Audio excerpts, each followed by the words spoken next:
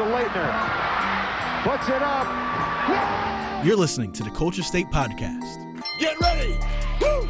Yes, sir. Welcome back to the Culture State Podcast. I'm the guy that still has the U-Haul boxes in the bike.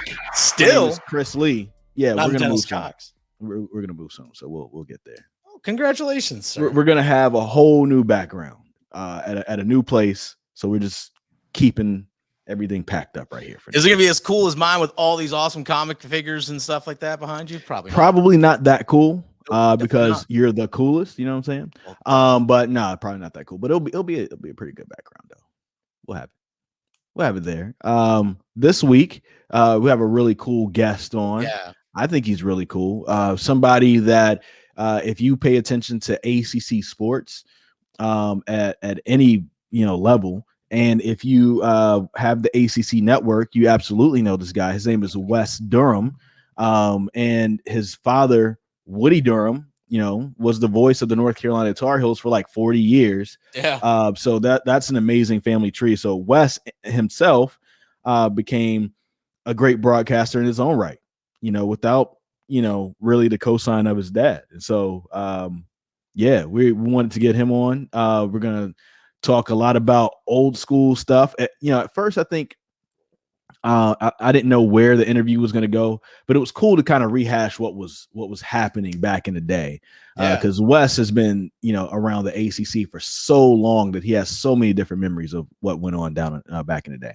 The stories that guy can tell, I think we only just scratched the surface on what that guy's experienced. Because remember, like you mentioned, his father, Woody Durham, being the voice of Tar Heels for a long, long time, and him just growing up in that environment, then him himself working at Georgia Tech. He also calls games for the Atlanta Falcons now, does stuff for the ACC Network.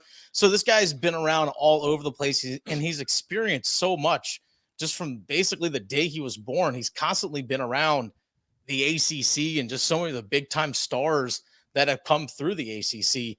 And for him to carve his own path, because a lot of people can look and say like, oh, well, you're riding your father's coattails. No, Wes is legit good himself. Yeah, he earned his stripes. He paid his dues. So that is something you always have to give that man respect for, is that he paid his dues. He didn't ride his dad's coattails at all. Yeah, and he definitely stands on his own. And I don't even know if you can compare or whatever him and his dad, but his dad wasn't on network television. No. You know what I'm saying? A different time back then. It's a very different time. But like Wes is on network television. Has a radio show Monday through Friday that's based on his TV show. Basically, is the same thing. You can just either watch it or listen to it. Much like this podcast, you can watch it or listen to it. You know what I'm saying? We're coming up in the world. And so, but then also, for the Atlanta Falcons, like he's Mick Mixon, but if Mick Mixon was doing like a bunch of other things at the same time. Exactly. And so, it's just, Wes is definitely doing his thing, man. And so it's really cool to see what he's at and where he's at in life.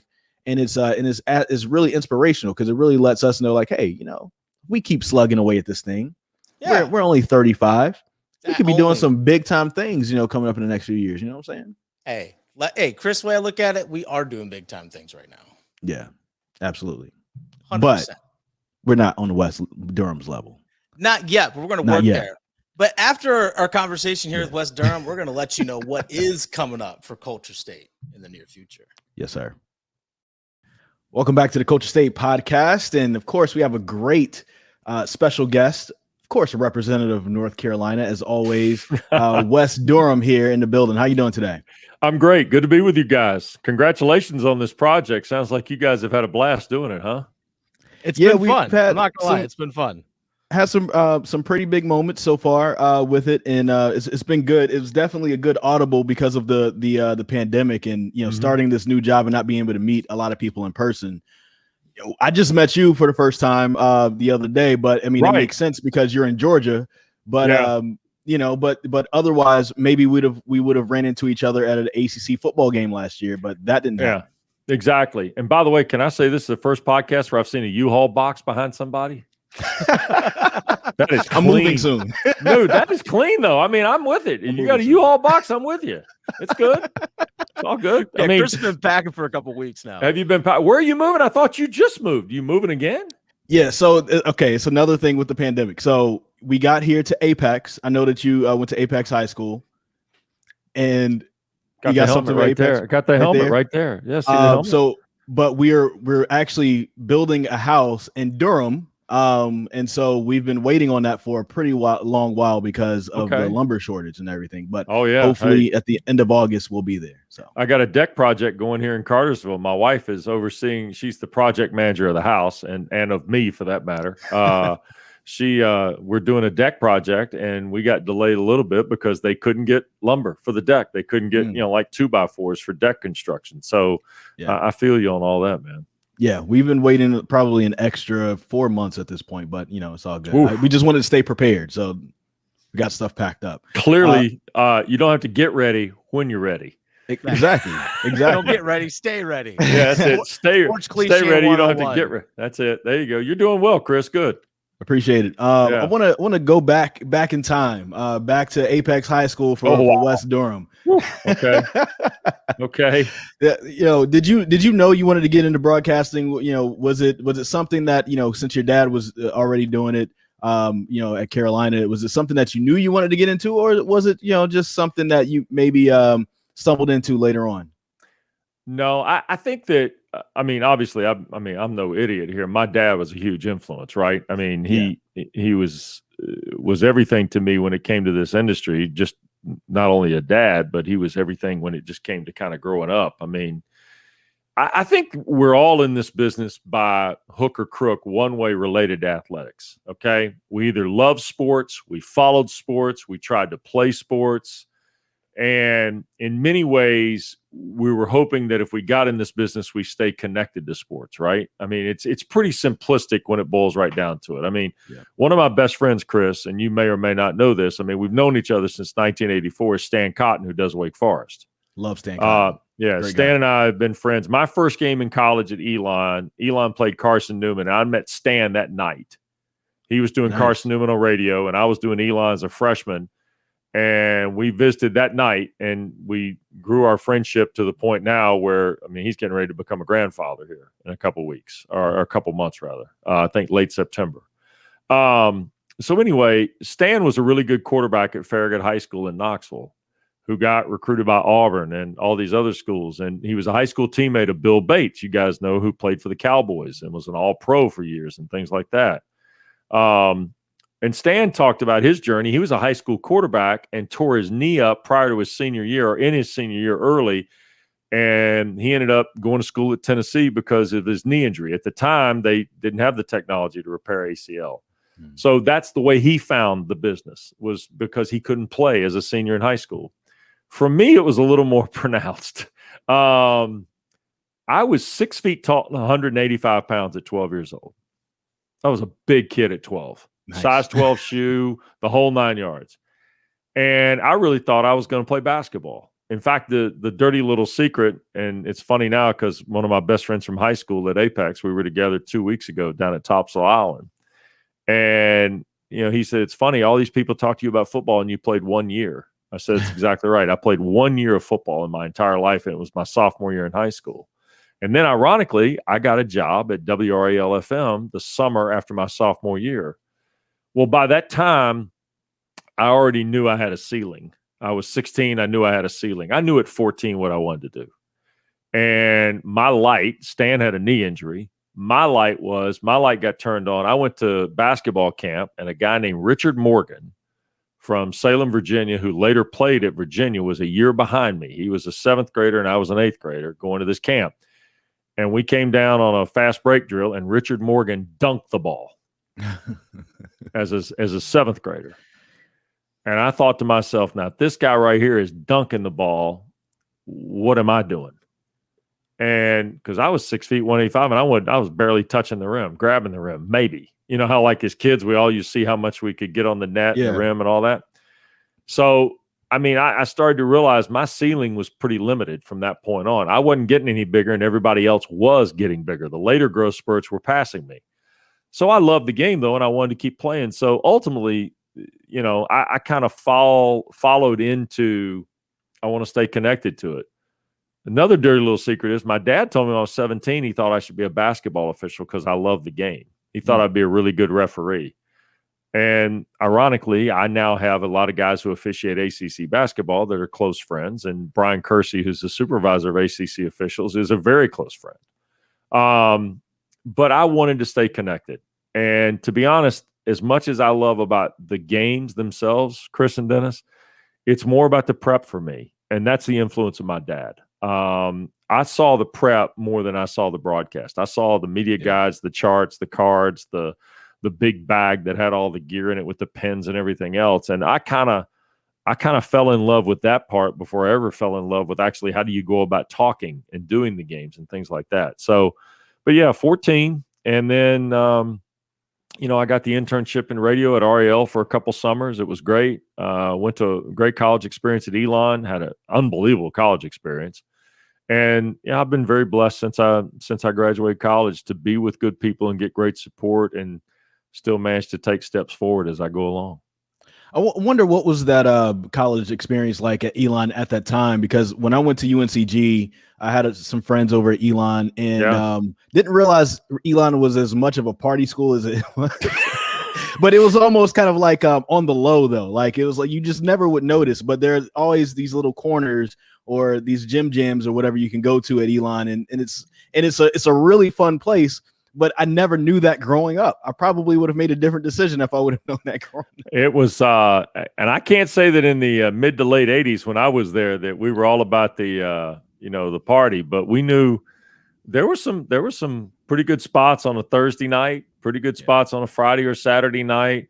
I wasn't in Greek life, but it was popular too. But it was still small enough that you didn't necessarily have to be in a frat or a sorority, but it was still a good time. But the benefit for me is that I went there when this communications program was just starting. In fact, I graduated in JMC, Journalism Mass Comm, before School of Comm ever was born. I'm in the first 4-year graduating class of Mass Comm. That's my only, if I'm a forefather or whatever, that's what I am. But I went there and my experience was I wanted to do the games and the student radio station was carrying them, and a professor, for the most part, a guy who was teaching on campus, was kind of the play-by-play guy. And I ended up being the football color guy and the basketball color guy and doing a lot of play-by-play as my career developed. But I did 150 football and basketball games in 4 years. And when I tell people like who went to Syracuse or Mizzou or Florida or some of these other broadcast entities, they look at me and go, wow, you did 150 games. I go, yeah, and there's a ton of bad tape in the 150. I mean, a ton. Probably 138 of the 150 is really bad. But I learned a lot. And my prep, I was able to kind of polish my prep. Now, you don't stop because it's a constant journey on prep, but I learned a lot in those 4 years and in those 150 games. And I think it really helped me, and I'm grateful for the experience. And I tell Dr. Book, who's now the president, who used to be a professor in the School of Comm, that, without that experience, academically, socially, what have you, professionally, there's no chance. I'd have no chance being where I am today without that, because it allowed me to kind of go through the highs and lows and deal a little bit with the business side of it and learn from, talented people, but also gave me enough tape to send stuff out to people to get a lot of feedback, because, we didn't have sportscasters on campus that were provide feedback. You had to, and my dad encouraged me. He said, you got to, engage people, because he knew that was the key to ultimately, if you wanted to have a serious career, you had to kind of get involved in some of that stuff too. Do you feel, because of where your father was and him being in the profession, did you ever feel pressure to match what your father did? That's a good question, Dennis. And it's one that I think a little bit about now. I've gotten to know Noah Eagle, who's Ian Eagle's son, does the Clippers now on radio. And he's an incredible talent at 24, 25. I'm not even sure he's 24, maybe 25. But Noah and I talked about it, and Ian actually said, would you mind talking to Noah at some point? And I told him, I said, look, Noah, it's pretty simple. At some point, you're Ian Eagle's son. I'm Woody Durham's son. But at the end, it's about your tape, not your dad's tape. Yeah. And I always felt like that if I had an opportunity to meet someone or be around somebody, Dennis, because of who my dad was, that was fine. But ultimately, it was my personality, my respect level, and my work that was going to have to stand on its own. People are nice to you because you might be affiliated with someone or somebody's kid, but at the same time, if you're a pain in the butt and you got no ability, they're not going to help you. I mean, they're just not. They're going to be nice to you. And I've seen it happen to other guys who are sons of somebody. But it's like Packer and I joke about it. And when Ryan McGee's around, we all joke about it. We're the sons of somebody club, right? Brian Kersey's dad, who I was speaking of earlier, Brian Kersey's dad was Jess Kersey, who was an NBA official for 30-some years, right? Refereed the finals and the All-Star games and all that. And Brian and I laugh about it because it's true. I mean, Brian ended up being an official. Well, at some point, he's more than just Jess Kersey's son. He's one of the best college basketball officials in the country. Right. Well, I'd like to think the same of me. At some point, I am Woody's son. With Phil Ford, I'm still little Woody. At 55, I'm still little Woody for Phil Ford. But the funny thing about it is that at some point, Wes Durham's work has to stand. So, I understand the question, but I also believe that there is a method to this madness, and you got to be able to pull your stuff together and stand on your own 2 feet too. Outside of your career, just growing up in the state of North Carolina, and being able to experience all of what the ACC had to offer during a very special time. What makes North Carolina special? What makes those ACC rivalries that you had a chance to kind of witness as a child very special? Well, you're gonna laugh when I tell you this, because it was void of pro sports. It was the thing, right? I mean, we didn't have the Panthers till 95. Right. The Hornets were an 88 creation. That was it. I mean, Carolina, Duke, State, Wake. In the 70s, UNC Charlotte had a blip with Cornbread Maxwell and Lou Massey and Chad Kench at the Final Four in Atlanta. Mm-hmm. I mean, Appalachian had some moments here or there. Elon won a couple of NAIA titles, things like that. Central with Coach Bernard won a title in the 90s, I think, or late 80s. Mike Bernard took him to a D2 crown. Mm-hmm. I mean, that was it. I mean, I remember going to State Carolina games when I was a kid, watching David Thompson. I remember going to, the ACC tournament for the first time. I mean, it was an amazing experience. I mean, the ACC as a kid was just a great, great thing. I mean, I was so fortunate to be a part of it. It was like this adult thing to do, I mean, like, you're going to get to go watch 4 games? Really? All in one building? On the same day? I mean, it was just great. And then the football was kind of the thing that always surprised me, because the football was really good. Now, not everybody had a great year every year, but I remember Duke Carolina games, and Duke had this quarterback named Mike Dunn, and he was a bad dude. Mike Dunn was like the athletic run-throw guy before there was a run-throw guy. I mean, Mike Dunn was pre-Randall Cunningham. I mean, he was like Jefferson Street Joe Gilliam, who played for the Steelers when Terry Bradshaw got hurt in the 70s. Mike Dunn was that guy. Yeah. Had Mike Dunn come along 40 years later, Chris, Mike Dunn be a star in the NFL. Mm-hmm. And he was this great quarterback at Duke. And I love watching Mike Dunn. They wore these silver helmets with silver pants and these royal blue jerseys. I wish Cut would bring those jerseys back, by the way. But, I love going to football games. I mean, I remember Maryland with Randy White in the 70s, Clemson in the 80s. I saw the Clemson 81, the 10-8 game with Carolina in 1981. I went to an NC State Wake game in the 70s, James McDougal. Wake would end up, I think, being the ACC. It's the last time NC State won the ACC in football, 79.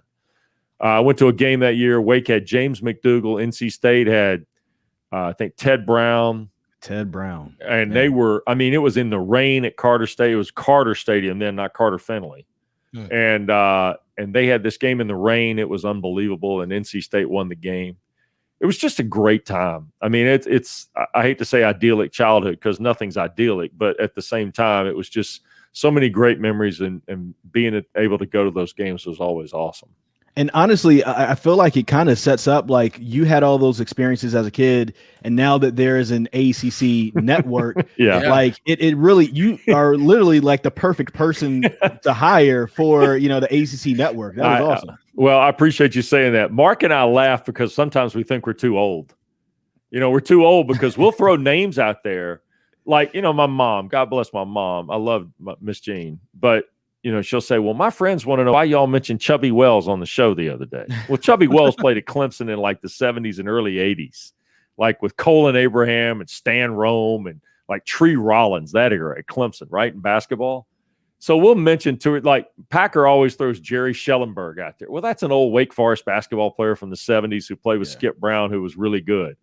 Or I'll throw, I'll say something about like Tom Zalagaris, who played at Carolina, or somebody like that. And, then I'll get a note from one of the managers of the early 80s Carolina teams. What are you doing mentioning Zalagaris on this show? I mean, we have fun with that. But I love that era, and I love now too, okay? I mean, but the history of this league is special because it connects so many different people, right?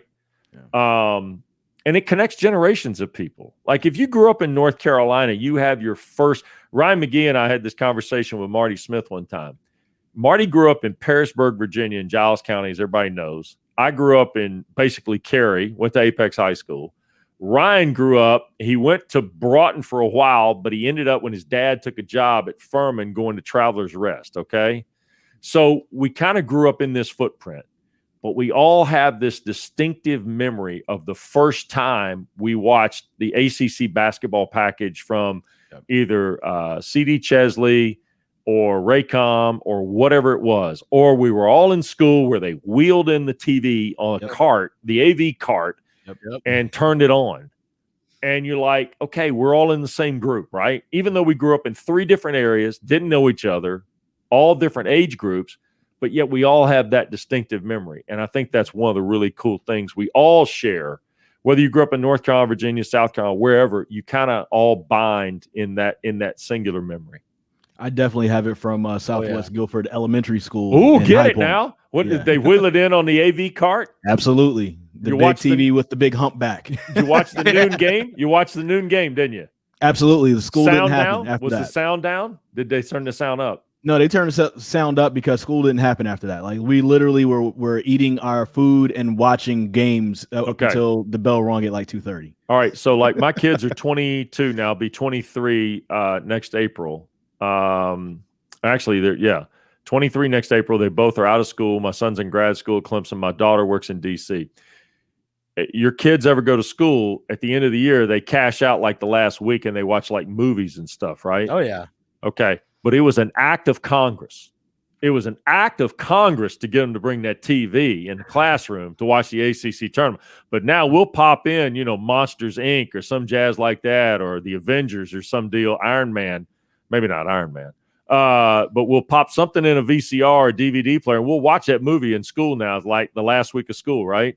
Yeah. But to get the ACC tournament on television, you had to go to the principal's office and beg them to wheel that cart in the classroom so you could watch Clemson and Maryland. And you didn't know 5 players on either team. You just knew that ACC basketball was on during school. That's all you knew.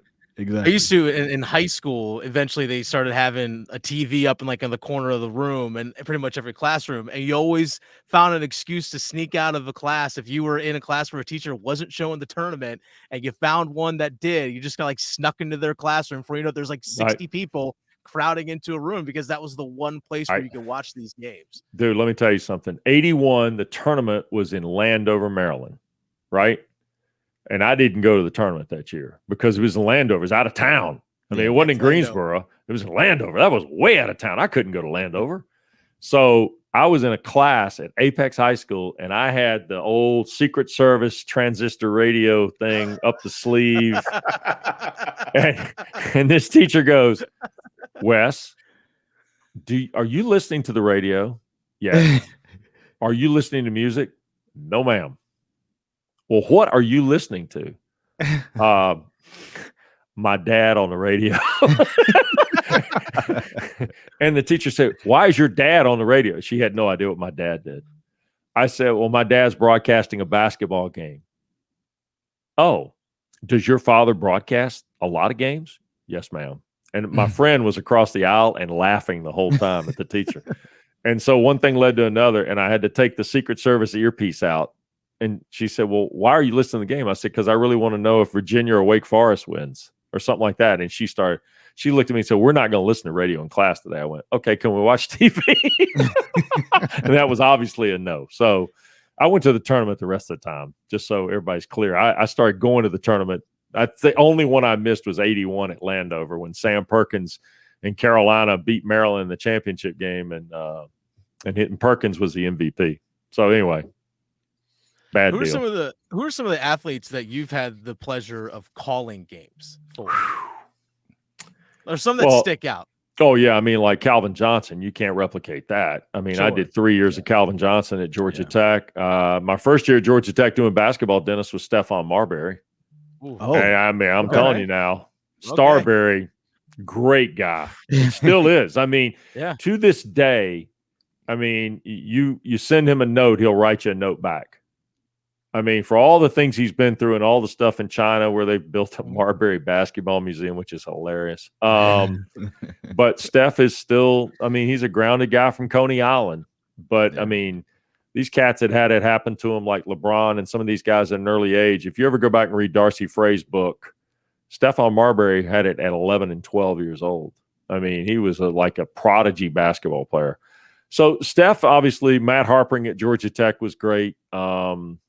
The Final Four team in 2004 is a special team for me. I thought Paul Hewitt did just a masterful job of kind of moving that team ahead. It was a team that had kind of had success early in the year and had some struggles in mid-year, lost back-to-back to Wake and NC State, and they still just kind of kept grinding. Calvin Johnson and Joe Hamilton are just two really special football players that I had the opportunity to call. And then, I mean, the NFL thing's a whole different deal. I mean, you have and this fall will be 18 years with Dave Archer and I doing the games. And it's just been a tremendous experience. And, you know, you see great players. I mean, obviously I did the Super Bowl that Atlanta lost. Yeah. So I've seen Tom Brady enough to know he was really good. Still really good. You know, but you also get to see Brett Favre, Aaron Rodgers. I mean, you've seen the very best players the NFL has to offer. And then some of them are closer to home. Matt Ryan, obviously an MVP. Tony Gonzalez, to me, is one of the, if not the greatest tight end in the NFL, certainly on the short list. And Julio Jones is tremendous. But it's been special moments. I mean, just going to some of those iconic venues and doing, you know, the largest game in the Western Hemisphere, which is the Super Bowl, in my opinion, on radio, was just a unique treat all itself. Do you feel like you've ever worked a day in your life? I mean, because it's, you know, you're pretty much have been going to sporting events and just kind of being around that for a very long time. I mean, you're right. That's got to be. You got to look back at some point and be like, man, I don't know what it's like to be in a cubicle and hate this thing for eight hours a day, unless you've had that experience. Well, I mean, you work on campuses, right? I mean, we all get tied up. Like at Georgia Tech, I eventually worked in athletics. Of the 18 years, I worked 16 in athletics. So I was involved in day-to-day at Georgia Tech. And I always used to joke, I do the games for free. They have to pay me to come to the office. And there is some truth to that. I mean, now the way, and Chris, you and Dennis know this, the way we did games last year, looking at monitors. I mean, I did all my basketball right here in this at this desk.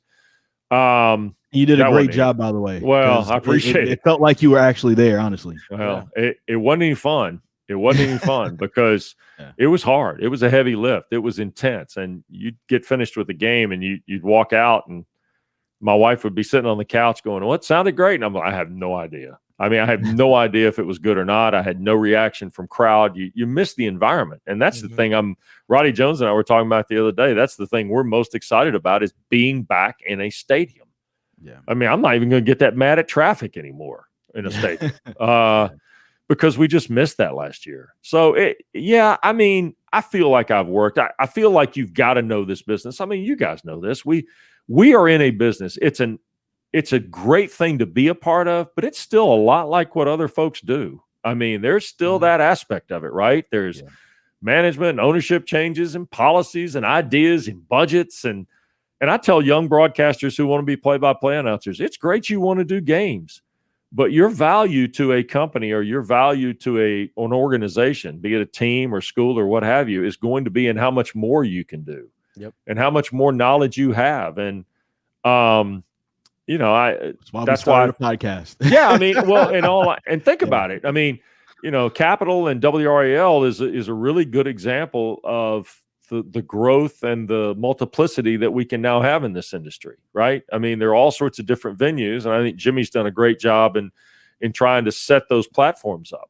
And so, you know, like Elon, where I'm grateful to have had the experience, I was grateful to work at RAL back in the early 80s when, somebody had to tell me what a rate card was to sell ads. But I do believe that you have to have a handle on the business. But I feel blessed to be able to do games. There's no question. To do the show with Mark, we have a good time. He's as ultra talented in that environment and that format as anybody I've ever worked with when it comes to talk and creating topic and things like that. But doing the games is my passion. It's the one thing I truly love to do. And it's the one thing that I would do for free. But I really want good parking too. Yeah. Hey, and good parking the and a paycheck hot doesn't dog, hurt I'm either. there. Yeah, I mean, decent press meal and good parking. That would kind of be the flat line for me. Best press meal you ever had? Who has it? Ever? Anywhere? Ever. Yeah. Like what stands out? Well, at Tampa, the NFL meal at Tampa Bay is legendary. Okay. All right. Because at halftime they have Bananas Foster on ice cream. I don't think I've ever had that before.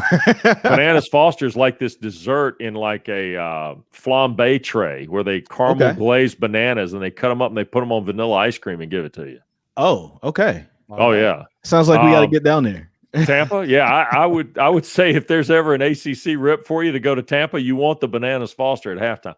The meal there, they have a carving station in Tampa. They have sandwich board. They have like chicken and beef. They have all this. I mean, it's kind of like, I hate to say this, the old days when you go to the Quincy's on a Sunday afternoon after church, where it's just like anything you want, right? Or the Golden Corral. But now the Golden Corral connotation is probably not as well versed, but Tampa's pretty good. Usually it's the night before the game where you hit the spot. And there's some place in every city, right? Yeah. And so that's been kind of cool. That's how you go to, St. Elmo's in Indianapolis. It's how you go to Majestic Steakhouse in Kansas City, Burns in Tampa. You go to places in New Orleans like the Pelican Club where the food in New Orleans now, I'm not a Saints guy, and I'm not a real big fan of that whole deal. The Saints and Falcons, that's as close to a collegiate rivalry as you can get. Right. Yeah. But the food in New Orleans, it's pretty unbelievable. It's pretty unbelievable. The last game I did covering Wake Forest for WXI is when Wake Forest went to the Pinstripe Bowl to take on Michigan State. How'd you do? I'm sorry? How'd you do in New York? Did you do all right? I was there by myself. That's when I was like literally the MMJ, like carrying a cart around like in the middle. And this is December 26th when we got up there. The game was December 27th. So all the Christmas stuff and all the, people in Times Square, and I'm carting my stuff through that. Anyway, that was a nightmare, but the game was good and I had to shoot it. But that was probably the best press meal I ever had at Yankee Stadium. Yeah. Wow. I bet they do it right because they're pretty serious. People don't know that bowl game's secret pretty good. That bowl game's got a little secret. It's not bad. I mean, they do a nice job from an organizational standpoint. Stan told me they broadcast from the baseball press box, and I've done that a few times where the football field goes north and south, not east and west. Yes. And you do it some by intention in the NFL. The Miami booth is one of the worst in the NFL. In fact, it's 32 of 32 in the NFL at Hard Rock. Yeah. Yeah, you're in the deep corner behind an end zone, and 2/3 of the games are room are going the other way. So, but otherwise, it's okay. No, press meal in Green Bay is really good, but Tampa might be at the top. That's a really good question. I have to start thinking about that. They have cheese curds, original homemade cheese curds in Green Bay in the press meal, Chris. But you don't know anything about cake. Sounds like a stomach ache to me. You don't know anything about cheese curds, do you, Chris? Nope, because that sounds like a stomach ache to me. I'm lactose intolerant. Dennis, you got to get Chris out. We got to get Chris to some press meals. I'm telling you, you don't want to be around me if I've had cheese. Trust me. Okay. No, yeah, you trust me, you don't. As someone who actually lived in Wisconsin for a year, I know what authentic cheese curds can do for you, and they are amazing. They are amazing, and they make them right there. I mean, it's like a guy, and he brings them out, and it's the whole bit. So they got the brats too, by the way, Chris. Are you okay with a brat? If it's vegan. Yeah. Okay. Wes is like, oh my God, I don't think I like this guy anymore. No. I deal with this on a daily basis, Wes. No, it's okay. It's okay. Whatever it takes. It's all good. I make some great vegan brats though, for sure. Okay. I'm in. I got to question you before we finish, but go ahead. Go ahead. You can go ahead and ask the question. All right. So I found out about this wrestling thing, right? Yeah. Okay. Let's talk about it. And then Keith, who I worked with last week, was your guy, right? You and Keith hung out together. Keith Mack, me and him, we probably tagged maybe 10 matches together. Okay. So who was your influence to get you into wrestling? There's a lot of different influences, but I guess I feel like growing up in North Carolina, you love ACC basketball and you love pro wrestling. Mm-hmm. Sure. And I got my favorites. I got my favorite wrestlers. And so I think the moment where I really knew that I wanted to at least try wrestling, I was probably 7. WCW used to come to the LJVM Annex a lot, almost like once every 2 months. And Sting was my guy. I loved Hulk Hogan and I loved all that, but WWF didn't come to North Carolina a lot. Mm-hmm. So Sting came down the aisle and he slapped my hand and I was like, oh my God, it was like the best thing ever. I'm in, right? Yeah. And so going to school though, when I turned 18, it was 2004, wrestling was kind of going downhill. Right. And then also you get older, it wasn't cool as much anymore and that type of thing. So it was like, all right, I'm just going to focus on radio and television. And that was my track. I kind of fell out of love with wrestling a little bit. And I kind of came back later on, and it happened to be after I got laid off from a radio job. Didn't really have a lot going on. Mm-hmm. And so I was like, this is the best time to try it is now. I'm still young. I have nothing going on. I just got laid off trying to find my next job. Let me try to be a pro wrestler. And so I went to a pro wrestling school outside of Burlington, North Carolina, and, did wrestling for almost 4 years. Have you been in your time at the Big Five, as I knew it as a kid, in your time at the Big Five, have you been brought into the value of that studio and what it used to mean? I was told that Rick Flair, that was actually one of the first things I talked about with Rick Gall on our first phone interview.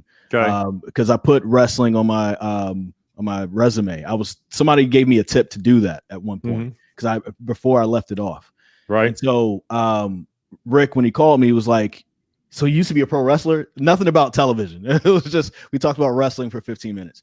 And then I found out later from everybody that's there that Ric Flair and Steamboat, their rivalry started in that studio where I do sports every single day. So I think that's pretty cool. Yeah. It's like as a kid growing up in North Carolina, I've already told you guys I'm 55. So like when you were 7, 8, 9, and 10, it was Saturday night wrestling, Mid-Atlantic Championship wrestling with Bob Caudle. Yes. And David Crockett, who was Jim Crockett's son. Mm-hmm. David Crockett and Bob Caudle. Now, here's the funny thing. At the Big Five, Bob DeBartoleben used to be the weather guy, not the meteorologist. He was a weather guy. Yeah. Okay. He and Charlie Gaddy, Nick Pond, Nick Pond did the sports. He played basketball at NC State, by the way. The Silver Fox, Charlie Gaddy, who, God bless him, that's my guy, Charlie Gaddy. And Bob DeBartoleben did weather. Well, Bob DeBartoleben went on vacation at some point in the summer, and the next thing I know, Bob Caudle, the wrestling guy's doing the weather one night. And I remember screaming to my mom and dad, I got to go in here and watch the weather. Bob Caudle's doing the weather. But my favorite wrestlers were Rufus R. Freight Train Jones. My dad talked about him all the time. I love, and there were two others. Bobo Brazil, who had the Cocoa Butt. The head butt was called the Cocoa Butt with Bobo Brazil. And then there was nobody that I love more than Tony Atlas. Okay. Tony Atlas, the Brick House. Holy smokes, was that dude cut up. Yeah. And Rufus R. Freight Train Jones, he might have weighed 275 pounds. And he and Blackjack Mulligan used to go at it. And then at the GGO, Lee, my dad played in the GGO one year, and he was in the group behind Wahoo McDaniel. Wow. The Chief Wahoo McDaniel hit a golf ball, and he used to hit it about 4 miles, but rarely did it hit the fairway. But Wahoo McDaniel and Evel Knievel played two groups in front of my dad, and Wahoo McDaniel was in the group in front of my dad that day at the Pro-Am. So I got it. So another person, Wahoo McDaniel, is another reason why I want to get in, because I happened to be at Kmart with my mom on a Saturday morning on Wendover Avenue. Oh, yes. When I was maybe like 7 or 8. and she turns and she's like, "That's Wahoo McDaniel," and he had like a table set up in the middle of Kmart selling pictures. And so she explained to me who he was, and he took a picture with me, signed a picture autograph. I have it somewhere in here in a U-Haul box. It's in a U-Haul box. Yeah, we got that part worked out. And I went back and started watching tapes of him. I was like, man, this guy was pretty good, because he was before my time, but he was just so nice. And I, sat there and talked to me about wrestling for a while. And that was, so that's I have a story with him as well. So I will tell you this, the other thing about the Channel 5 studio with Mid-Atlantic Championship Wrestling from Jim Crockett Promotions, they used to send us a fruit box every year at Christmas time, by the way, too, Jim Crockett Promotions. The Minnesota Wrecking Crew, Ric Flair, Gene, Ole, and Arn Anderson was born in that studio. Wow. Okay. Yep. Before it became the Four Horsemen. Oh, absolutely. Yeah. Oh, yeah. That is awesome. And am I right? I think this is right. Lex Luger played football at Wake Forest? I don't think it was Wake. Let me look that up. I knew he played football. I think Lex Luger, isn't the guy's, I think his name's Mark Grace or something like that, or something Grace. He used to live here in Atlanta. He used to have a house at Sugarloaf off the 10th Tee at Sugarloaf, north of Atlanta. I've been trying to get Ric Flair on here, and I just saw Ric Flair at David Pollock's golf tournament and Steamboat, and because it'll be great to talk to them on this podcast about. You're gonna have to get you're gonna have to get a little budget for Ric Flair now. Yeah, I know. Sweet fee. Hey, let me tell you this: Rick does not do pro bono work. He loves his money. Rick loves his money. Yeah. Oh yeah, he's a big fan of the bread. Lex Luger went to Penn State, and then he transferred to Miami. Okay, that's it, Miami. All right. Yeah. But anyway, long story short, that's how unbelievable the Channel 5. There ought to be a little plaque in the Channel 5 studio over there. I'm not telling y'all what to do down there on Western Boulevard, but if you could put a little plaque in the old Big 5 studio there. Well, there are some ideas I've been tossing around, and we're hopefully working on a few things. Good. There. All right, I like it. Wes Durham joining us on the Culture State podcast. We appreciate your time. I know Dennis has to go in a little bit. He's got to do Where's Dennis got to go? Dennis got work today? Oh, yeah, I got to work. It's supposed to be my day off, but I'm working anyway. He's got to make sure that Adam Gold sounds good on air. Exactly. So that's his main thing. But thank you so much for joining us. Shoot. This was fun. It's like getting in a time machine with you, Chris. Yeah, we just wanted to talk North Carolina with you. That's pretty much what this whole show is about. Nothing serious and all that. We don't have to talk to you about realignments and things like that. No, because you're not going to talk about it enough. Yeah, and I tell you, next time we'll talk barbecue. There we go. I'm all in. You know what? One day we all need to do this together in person, and I would like to have you guys cook your barbecue. I'll cook my vegan barbecue, and have you guys just talk mess about me while I'm doing it. You got it. Whatever you need, man. I'm in. Deal. I'm in. It's just like, oh my God, this guy's a piece of work. Thank you so much. All right. Anytime. Want to thank Wes Durham for giving us the great conversation. He naturally turned into Wes Durham at the end right there and started interviewing me about my pro wrestling career. Of course. I mean, that's a classic thing. You like Mick Mixon will do the same thing too. Like he'll start asking us questions. It's just it's fun. It's fun when you see some of those people start doing that. But and it's funny too. Like we were around him a little bit at ACC kickoff in Charlotte. Yeah. But we were all busy. You're doing your job. I'm doing my job. He's doing his job. We just all happen to be doing our job within the same vicinity. But we didn't get a chance to really chat. And I think he's been wanting to ask me about pro wrestling for a while. Yeah. We just haven't had a chance to really talk about it. Oh, yeah. You can tell he's a wrestling fan, like old school wrestling fan for sure. Yeah, for sure. So I always think that's cool when people want to talk about that and rehash that part of my life. It was a fun part of my life. So another fun part of my life, Dennis. Yeah. My radio career. Oh, tell me more. Started when I started at WUAG when I was 18 on the campus of UNCG. And then also started interning at 102 Jams. And I was at 102 Jams starting as an intern in 2005, was hired in 2007, and literally just quit in 2019. Yeah. There was a layoff in the middle of that, but there was only like a lapse of like 3 days. We've covered that in the past podcast. We've covered that before. We've covered just go back into the archives. We've talked about it. Yes, please go back and listen to all of our previous episodes. But radio is something that I really enjoy doing, and I had a chance to do it for a month with you before. Yeah, we did. In March, and it looks like we're going to be on the radio once again together this fall. That's right. Starting Saturday, September the 4th, live on 99.9 The Fan or WRALSportsFan.com, WRAL Sports Fan app, live 10 a.m. to noon every Saturday, starting Eastern Standard September Time. 4th. Yes, of course, Eastern Time, of course. American Time, as some people like to call it. But 10 a.m., Show Smooth, DC, live, Culture State Saturdays. That's right, folks. We're going to be on the air. I'm Show Smooth, just in case you missed that before. That was my old radio name. Who else would I be talking about? That was my old radio name for those who this may be your first time listening. So yes, we will be there every Saturday. We're going to be your primer for college football. We'll get you together on what's happening for the day. Of course, we're talking about all things North Carolina. So we'll be covering not just the Triangle, right? We'll go all over the state. So of course, you got your teams in the Triangle. We'll keep you updated on Wake Forest, on Appalachian State, on East Carolina, on UNC Charlotte, on North Carolina A&T, Winston-Salem State, Fayetteville State. You know what I'm saying? If UNCG had a football team, we talk about them too, but UNCG is still undefeated in football, baby. Oh, I thought North Carolina A&T. You've never lost. Huh? I thought North Carolina A&T was your football team. But I'm saying for UNCG, if UNCG actually had a team on campus. But we still never lost in football, though. We're undefeated, baby. Take that. Who else can say that, son? Meredith College. Yeah, but we're not talking about it. Anyway, so. Hey, shout out to my Avenging Angels. Shout out to the Avenging Angels and the Demon Deacons. Yes. But yeah, we're live September 4th, 10 to noon.